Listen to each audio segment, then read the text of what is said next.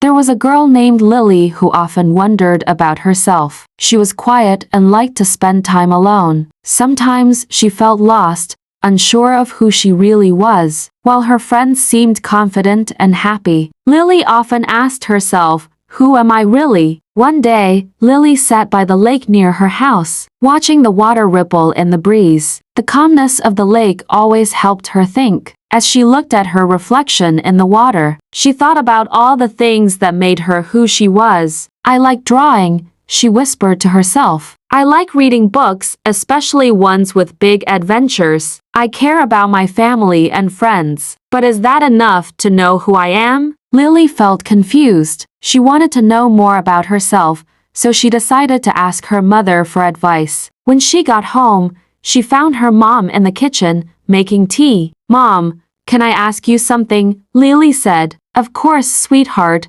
her mom replied. "How do I figure out who I really am? Sometimes I feel like I don't know myself at all." Her mom smiled gently and sat down with her. "Lily, knowing who you are is a journey. It's not something you figure out all at once. It's okay to feel unsure sometimes. The important thing is to keep learning and growing." Lily nodded but still felt a bit unsure. "But how do I start?" Her mom thought for a moment and said, "Think about the things that make you happy, the things you care about, and what makes you feel proud. You don't have to be like everyone else. You are unique because of the things that matter to you." Lily spent the next few days paying attention to the little things in her life. She noticed that she loved helping her younger brother with his homework, and that made her feel happy. She also realized she enjoyed drawing flowers in her notebook, and that she felt proud when she finished a good book. Slowly,